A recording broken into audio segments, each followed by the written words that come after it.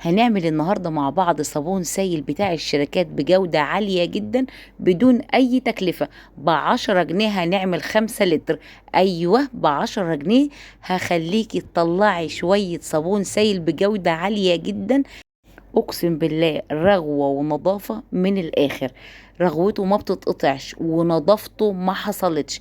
انت عارفة بقى لما تزيلي السواد بتاع الألمونيا وتخلي الاستانلس بينور والكوبايات زي الكريستال، هنعمل النهاردة الخلطة السحرية للصابون السائل. هيتحضر في دقايق، في دقايق هتحضريه وبدون اي تكلفة زي ما قلتلك. بس تابع معايا الفيديو وان شاء الله نتيجته هتبهرك. بس لو انت اول مرة تشوفيني، انا عزة بسيوني ودي قناتي، يشرفني متابعتك ليها وشير كتير للوصفة عشان توصل لاكبر عدد من الناس. ومن فضلك حط اللايك عشان اللايك هو اللي هيبين الفيديو للناس. مبدئيا كده معايا 3 لتر من المية، مية عادية جدا من الحنفية. هتنزلي لي ب3 لتر. هنجيب هنا هننزل ب4 معالق من الدقيق المتوفر عندك. متوفر نشا تمام، متوفر دي الاتنين نتيجة واحدة. المتوفر حطيه، اوعي توقفي نفسك على اي حاجة، الاتنين نتيجتهم واحدة وزي بعض. تعالي بقى تنزلي ب4 معالق دقيق وانزلي لي على 3 لتر كده زي ما انا نازله، وانزلي بنفس المعيار كده بالظبط. اديهم تقليبه مع بعض لغايه ما التكتلات بتاعت الدقيق تتفكك من بعضها. خلاص ركناهم على جنب. تعالي بقى نخش اللي بعد كده.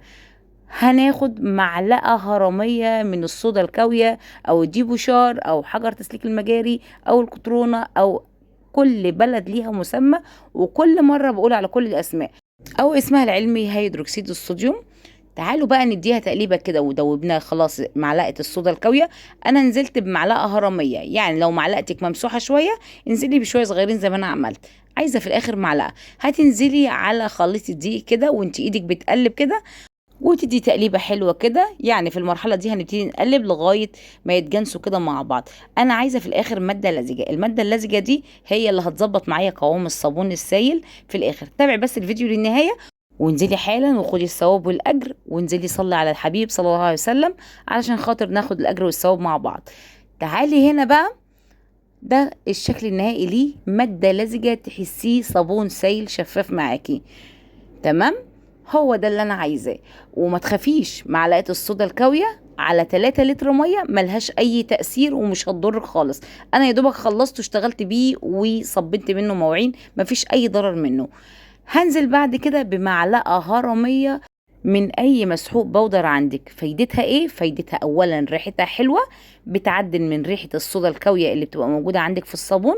الحاجه التانية، اي دهننه بتلاقيها عندك في المواعين، في الكوبايات، في الحوض الاستانلس، بتخليها زي المرايه، بتخلي المواعيد كده معاكي. عارفه انت صوت التزييقه دي؟ ولو خايفه من ريحه البرسيل في المواعين ما تخافيش خالص، اطمني ملاش اي تأثير تماما.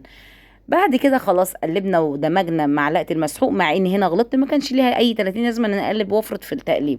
هقول لك ليه دلوقتي. تعالوا بس نخش على المكون اللي بعد كده. عايزة 2 لتر من أي مسحوق، ومش لازم يكون نوع نظيف ولا غالي، ده نوع رديء جدا. ال3 لتر منه ب11 جنيه.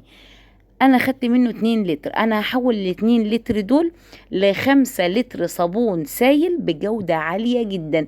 أنا كده بديكي منتج شركات نظيف جدا بجودة عالية بدون اي تكلفة. انا ما كملتش، يعني نقول معلقة الصابون، معلقة البرسيل،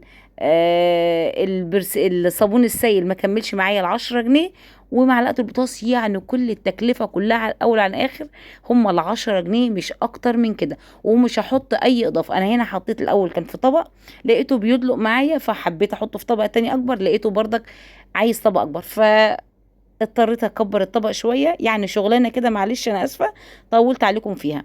تعالي بقى ليه بقولك ما تفرطيش في تقليب معلقه الربس، لما تيجي تضيفيها هيلاقي لك يعمل لك فوم. وبعدين انا حولته من كذا طبق، من طبق لطبق زي ما انت شايفه، فعمل الرغوه العاليه جدا دي. عادي جدا، ده مجرد هيعدي عليه كام ساعه. انا هنا سبت الخليط لتاني يوم. لتاني يوم هوريكي شكله عامل ازاي. تعالي بقى الطبق اللي انا فضيته من الصابون، انا ما حطيتش نقطه صابون، مجرد بس تاثير الصابون. بصي لي كده معايا حته سفنجه كده، اقسم بالله الرغوه ما بتتقطع، حتى مهما تزودي لها ميه الرغوه بتزيد معاكي. عارفه انت غسالات زمان دي لما كانوا اهالينا يزودوا في ميه يزودوا في ميه والرغوه تعلى معاهم، هو ده تاثير الصابون برضك بنفس الطريقه، رغوته ما بتقطعش، بينظف، بيخلي المواعين زي الكريستال. اعمليه وانت مطمنه، والله العظيم هخليكي ما تشتريش بعد كده صابون بالشيء الفلاني، هتعمليه بأرض انواع الصابون، وهتطلعي شويه صابون عظمه، هتعملي جيركن صابون محترم يقضيكي شهر واتنين كمان. بصي لي بقى على الصينيه دي وهوريكي اختبار. أسوأ حاجة بنتعب منها هي الألمنيوم. الصينية دي مبقعة كده ومطوصة وليها كده حروق كتير، هوريكي كمان في الظهر بتاعها. هنجيب حتة سلكة كده، ولو انت بتخافي ان معلقة الربص دي هتأثر على الألمونيا وتبرم معاكي السلكة والكلام ده كله، ما تخافيش. ولو عملت معاكي معلقة واحدة بس من الخل فيها هتلاقي السلكة بتجري معاكي. انا عايزه يا جماعه الناس اللي تفضل في الفيديو تفضل للنهايه، لاني بقول خلال الفيديو بقول كلام مهم جدا بتسالوني عنه في التعليقات، فانا بتعب في الفيديو، فيا ريت تتابعي لي النهايه علشان خاطر كله معلومات. بصي لي بقى لظهر الصينيه كده من ورا، بص كميه الحروق مجرد ما بتمشي بالسلكه، والله العظيم مش دعك اللي هو مفرط بقى وهلك ووجع ايد، انا مجرد ما بمشي بالسلكه كل الحروق بتطلع لوحدها. بص كميه السواد زي ما انت شايفه كده، وطبعا أنا هنا كنت مرحرحه بقى وقاعده في الطراوه بره في الصاله، فما عادش في المطبخ، فما كانش فيه جنبي ميه، فبدات امسح بقماشه كده واوريكي الشكل النهائي عامل ازاي. بصي بدون اي افراط ولا دعك ولا وجع قلب، مجرد بس ما مشيت بالسلكه كده الصينيه نورت، نورت بمعنى كلمه نورت. تعالي بقى هوريكي حاجه كمان. لو انت عندك بقى الحلل الستانلس بتبقى عامله كده بقع مبيضه كده، مهما تغسليها بصراحه بتفضل كده عامله لازقه فيها. تعالي هوريكي دلوقتي، والله العظيم انا اتفاجئت بنتيجتها. الصابون كمان هعمله لك مره جايه، انتظر الفيديو اللي جاي ان شاء الله، هعمل لك بطريقه تانية بتكلفه كمان اقل من كده، حاجه بسيطه جدا بمكون حرفيا بترميه هعمل لك منه المعجزات. اصبري بس اصبري، الفيديو جاي ان شاء الله هفاجئك بيه. بس شاركوا معايا الفيديو مع الناس، مع اصحابكم وحبايبكم، علشان خاطر الوصفه والخير يعم للجميع. انا بتعب في الفيديو علشان غيري يستفيد، فيا ريت كمان انتوا كمان تخلوا غيركم يستفيد. الاسعار بقت مولعه نار، فيا ريت نفيد بعض بتجربه بسيطه جدا. اقسم بالله نتيجة الصابون دي لا هيفصل منك ولا يبقى عندك شك ان هو هيبوظ ولا 1%. الصابون اكتر من رائع، وده شكله تاني يوم. وعايزة اقولك ان تأثير يعني الصودا الكاوية ما تفعلتش ولا غيرت لون الصابون مع الدقيق ولا عملت اي حاجة. وبصي شكل الصابون نازل عامل ازاي، جربيه بس وما تحطي ما تقوليش رايك الا لما تجربيه. طب